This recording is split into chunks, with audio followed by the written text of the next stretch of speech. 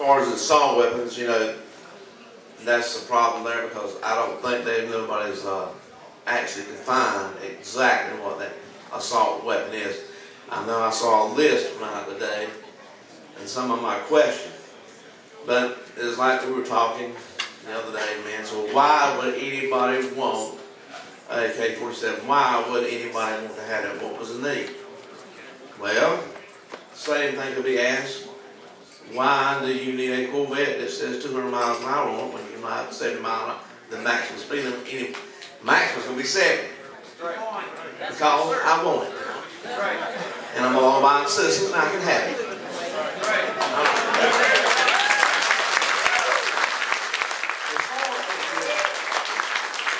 As far as the registration, as the gentleman asked about the registration when you get a gun permit.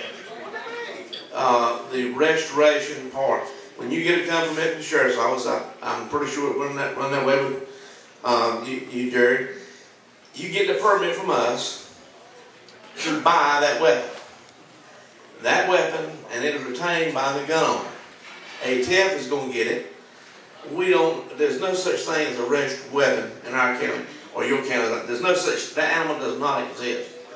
There are a lot of gray laws. People and citizens really don't even understand either. Just like there was with convicted felons, cannot own a weapon, cannot own a firearm. Yes, you can. They can own an antique weapon. They can own a revolver, black powder. They can own a black powder rifle. Believe it or not, it's right there. If you stop that convicted felon from having a weapon or a rifle, no, you did not. There's a lot of gray areas there. We do have gray areas that are in the current laws right now.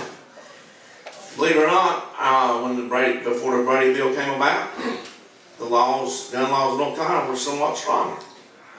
Used to, the sheriff could put a limit on how many days that gun permit was good for. Folks, as it is today, it's good for 5 years. Now, what does that mean for a gray area? That means that if I go out and have a domestic violence thing, assault my wife, beat her, whatever, and I've got 3 or 4 permits sitting in the drawer at home.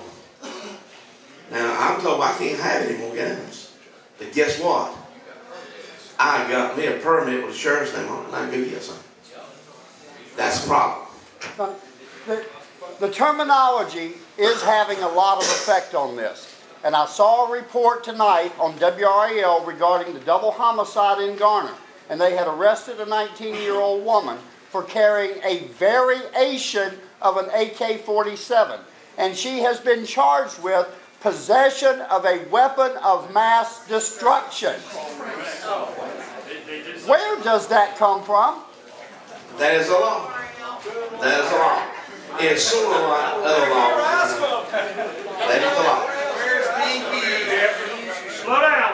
But that's the way the law is written. That's what when we go before, and that's my case. And I stay up at 4 o'clock this morning working on that case, so if I get grouchy once in a while, that's the reason I haven't had a whole lot of sleep. But that's the way the law is written, folks. And if y'all would stand up and pay attention to some of the way the judges are doing things and some of the laws that's coming out of the legislature and do what you're doing tonight, I wouldn't be here tonight like I am. Because a lot of these laws,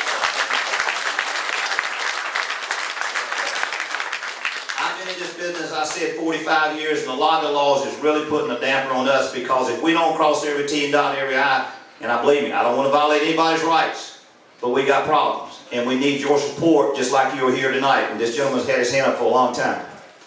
All right, appreciate the opportunity to come out here and speak with y'all.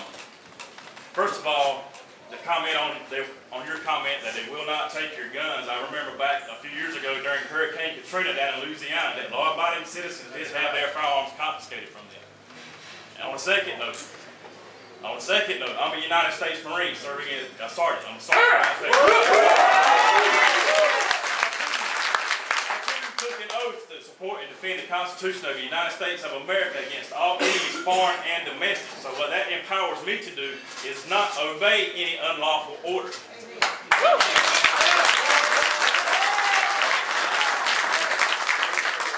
My challenge to the public servants here tonight, including the law enforcement, is to educate yourselves on what's happening across the country. It's not here in North Carolina, it's across the country. And there's a lot of folks upset about it. So my point is I challenge y'all to educate y'all yourself and learn about what's going on, what's happening in the country. Okay? So I took that oath. That oath does not run out. It does not expire. The point I'm trying to say is I'm challenging y'all, if y'all say y'all for the Constitution, is to educate yourself about the Constitution in regards especially the 10th Amendment of the Constitution. Gives the power back to the people when the federal government, all three branches of the federal government, have failed the people. So that's all I got to say.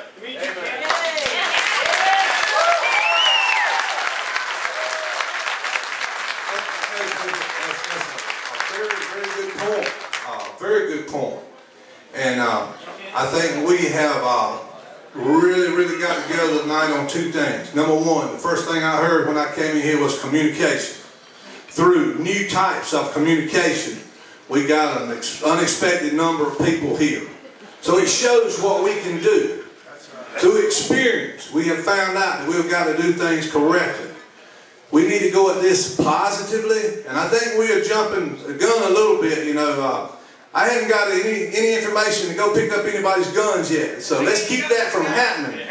Let's keep it from happening and understand it happens. And here tonight, I want us to put this force that we've got here towards preventing that, and then educate myself and others. So if it does get to that point, what are our rights, and what are our rights that can be protected, that were protected by every veteran here.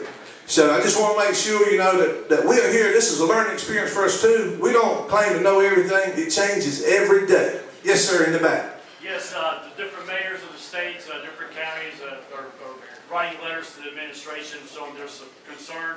What's the North Carolina Sheriff's Association doing on our behalf as citizens of North Carolina to the current administration in protecting our rights? Okay, for y'all that didn't hear the question, it was something like mayors and elected officials are sending letters to the powers to be in Washington, and he asked what the Sheriff's Association was doing in that effort.